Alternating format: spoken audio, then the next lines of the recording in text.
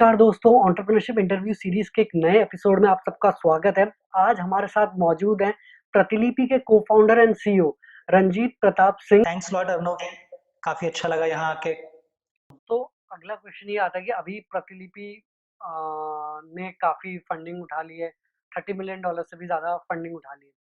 तो शुरुआत में आपको प्रॉब्लम हुई कोई फंडिंग रेज करने में, या आपके क्या एक्सपीरियंसेस थे, और अगर प्रॉब्लम हुई तो आपने उनको ओवरकम कैसे किया? क्योंकि बहुत सारे व्यूअर्स बोलते हैं कि फंडिंग कैसे मिलेगी या कैसे अप्रोच करना है उस टाइप। तो एकदम शुरुआत में जब मैंने प्रतिलिपि शुरू किया था, तब तो बेसिकली मैं क्या करता था कि जो मेरे दोस्त लोग थे, मैं उनसे बेसिकली उधारी लेता रहता था। कंपनी कंपनी इनकॉर्पोरेट नहीं हुई थी। बेसिकली 5 लोग थे जो कुछ कर रहे, ना तो कोई कंपनी थी ना कुछ ऑफिशियल था। बेसिकली बस 5 दोस्त हैं, एक रूम में वहीं रहते थे। घर था 4 BHK, वहीं पे रहते थे, वहीं से काम करते थे, वहीं पे सोते थे, वहीं पे सब कुछ करते थे। और हर महीने में अपने दोस्तों से कुछ कुछ उधारी लेता रहता था, जिससे कंपनी आगे बढ़ती रहती।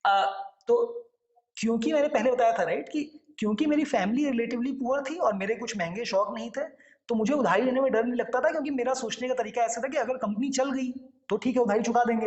अगर कंपनी नहीं चली तो वो कोई नौकरी कर लेंगे, फिर उधारी चुका देंगे। तो उतना मुझे एक अंदर से डर था नहीं। तो उससे दोस्तों का पैसा आता रहता था, उससे काम चलता रहता था। दूसरी चीज जो हमने शुरू की वो थी कि हम बहुत सारे कॉम्पिटिशन्स और इवेंट्स में अप्लाई करते थे, और वहां से अगर प्राइज जीतते थे तो वहां से कुछ पैसा आ जाता था। तो जैसे हम लोग आईटी मुंबई का एक यूरेका करके कंपटीशन होता है, वो जीते, उन लोगों ने हमें 5 लाख रुपए दे दिए। अब 5 लाख रुपए तो उस जमाने में काफी अच्छी अमाउंट थी। प्लस साथ में इनके सबसे फायदा एक ये भी हुआ कि कुछ लोगों ने देखा कि प्रतिलिपि है क्या, तो उनमें से कुछ लोग आके बात करते थे। तो ऐसे ही करते करते बेसिकली पहली बार एक टी लैब्स करके टाइम्स इंटरनेट एक एक्सीलरेटर चलाता था, तो वहां से अभिषेक गुप्ता, जो बेसिकली टी लैब्स को हेड करते थे, उनका मेल आया कि यार आप लोग बहुत अच्छा काम कर रहे हो, तो आप लोग हमसे बात करोगे क्या।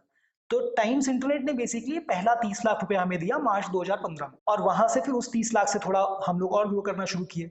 उसके बाद बेसिकली अभी तक तो जिंदगी फिर भी थोड़ी आसान थी, क्योंकि पैसे कम चाहिए होते थे, टीम छोटी थी, तो दोस्तों से उधारी लेके काम चल जाता था, या इवेंट और कंपटीशन जीत के काम चल जाता था।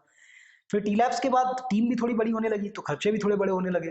फिर उसके बाद हमने फंड रेज करने की बहुत कोशिश की, कम से कम 50-100 लोगों से मिले होंगे, और बेसिकली सबने ना कर दिया। तो सर एक मिनट, सर आप 50 या 100 इन्वेस्टर्स ने आपको, मतलब 50 प्लस इन्वेस्टर्स ने आपको मना किया, पर तब भी आपको कॉन्फिडेंस था कि हम तरीका ढूंढ लेंगे।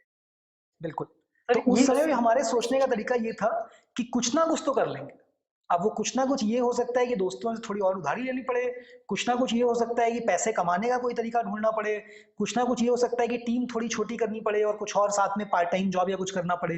बट उस समय भी ये लग रहा था कि लाइक आइडिया सही है, इट्स जस्ट दैट कि हम लोग अच्छे से एक्सप्लेन नहीं कर पा रहे हैं। नहीं, तो सर ये चीज आपको कैसे पता चली? क्योंकि कभी ऐसा नहीं लगा कि यार हमें सही लगता है ठीक है, पर 50 इन्वेस्टर्स या 70 या 100 इन्वेस्टर्स अगर मना कर रहे हैं, क्या पता आइडिया में कुछ प्रॉब्लम हो, कहीं कुछ प्रॉब्लम हो, तो वो आपको ये कैसे पता चला नहीं आइडिया सही है, हम कुछ गलत कर रहे अह, तो ऑनेस्ट आंसर ये होगा कि पता नहीं था। इट्स मोर लाइक आपको लगता क्या है, अंदर से फील कैसी आ रही है। तो इट्स लाइक जैसे रेशनली डिस्क्राइब करना कि आपको प्यार हुआ है कि नहीं हुआ है, इट्स ऑलमोस्ट इम्पॉसिबल। तो ये ऐसे होता है कि आपको आपको अंदर से क्या लग रहा है कि चलेगा नहीं चलेगा। And it's not like you will be 100% right, it's more like अभी इस समय अगर मैं रेशनल दिमाग से, ठंडे दिमाग से सोचूं तो मुझे क्या लगता है।